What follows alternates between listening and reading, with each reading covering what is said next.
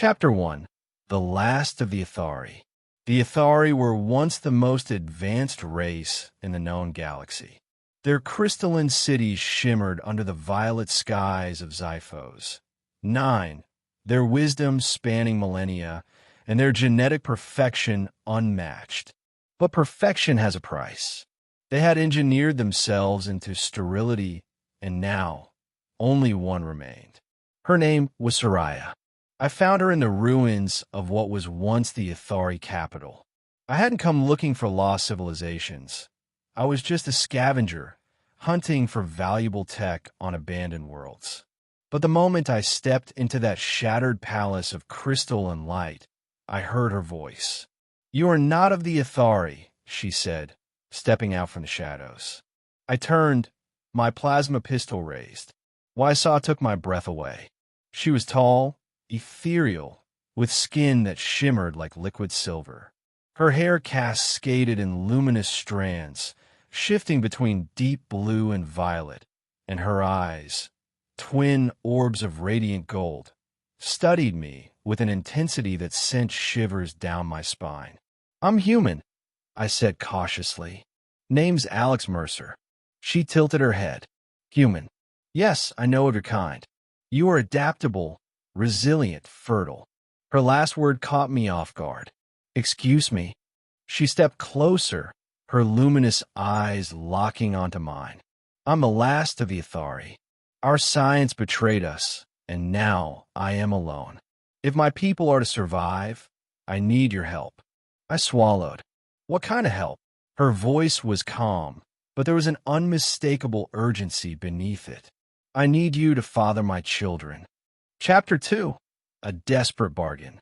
I laughed, not because it was funny, but because I was standing in the ruins of an extinct civilization, talking to an impossibly beautiful alien who was asking me to be a part of some desperate genetic experiment. "You're serious?" I asked. Her gaze didn't waver. "Very." I rubbed the back of my neck. "Look, I'm not exactly the settle down and start family type. And besides, we're different species." Seraya stepped closer, raising a slender hand. "Not as different as you think." I felt a warmth spread through my body the moment she touched me. Information flooded my mind: genetic blueprints, evolutionary pathways, shared sequences. The Athari had once been biologically compatible with dozens of species. Their genetic engineering had all but erased that, but there were traces still. "With the right modifications, we are compatible," she said, "and you are my only hope." I hesitated. This was insane. But something about her loneliness, her desperation, cut through my doubts. "If I help you," I said slowly, "what happens next?" Saraya's golden eyes softened. "Then the Athari will live again." Chapter 3. The Genetic Rebirth. She led me to what remained of the Athari's genetic sanctum, a chamber of crystalline pods and flickering bioluminescent streams of data. Most of the machinery was in ruins, but at its core, a single, humming pod remained functional. "I have studied human DNA," Seraya explained. "With this chamber, I can create a hybrid embryo, part Athari, part human. It will be strong, intelligent, and it will carry the legacy of my people." I exhaled slowly. "And what happens to me?" She hesitated. "The process requires more than just your genetic material. Athari reproduction was once a deep connection of mind and body. The child will carry not just your DNA, but your essence." I frowned. "My essence?" She reached out, fingers grazing my temple. In an instant, I felt her presence inside my mind, an ocean of memories, emotions, and unspoken desires. "I will know you," she whispered, "and you will know me." I pulled back, my heart pounding. This wasn't just about creating life. It was about sharing something deeper than I'd ever known. And yet, I found myself nodding. "All right," I said, "let's do this." Chapter 4. The Betrayal of the Stars. The process was unlike anything I had imagined. I felt my consciousness pulled into the genetic sanctum, my mind intertwined with Seraya's.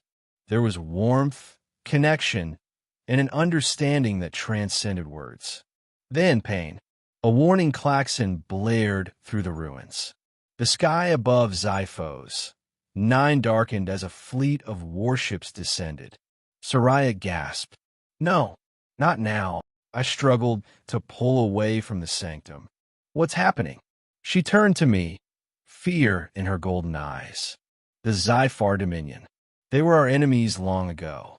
If they find out I still live, they will finish what they started. My blood turned cold. The Xiphar were more than just conquerors. They were exterminators. And if they were here, they wouldn't just destroy Seraya. They'd kill our child before it ever had a chance to live. Can you fight? I asked. Seraya clenched her jaw. I can protect the embryo, but I need time. I grabbed my plasma rifle. Then I'll buy you some. Chapter 5. The Battle for the Future.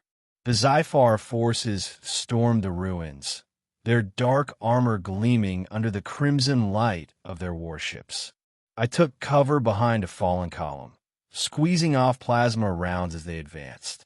Seraya worked feverishly at the sanctum's controls, her silver fingers ablur. The pod containing our unborn child pulsed with an eerie glow, its energy shielding flickering as the enemy drew closer. I took down 3 Xiphar soldiers before the inevitable happened. An energy blast caught me in the side. Pain flared through me. I collapsed, barely able to move. Seraya let out a cry. She rushed to me, pressing a hand to my wound. A golden light flared between us, and the pain faded. But the Xiphar were nearly upon us. Seraya looked at me, desperation in her gaze. The sanctum has enough energy for one more act. I coughed. And what's that? She smiled sadly. Escape. The world blurred. Light surrounded me.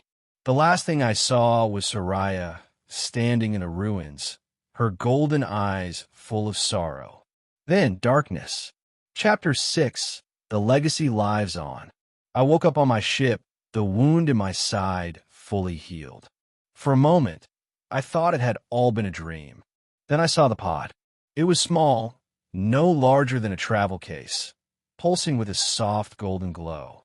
A message flickered on the console beside it. Alex, our child lives.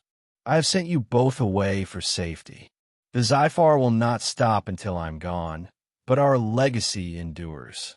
Protect them, guide them, and one day, when the stars are safe, bring them back to me.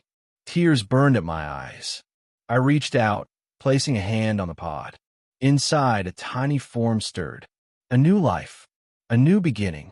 I swore to myself then, I would protect this child. I would raise them to be strong, to be wise. And one day, I would return to Seraya. Because no matter how far the stars took us, she was waiting. And I would find her,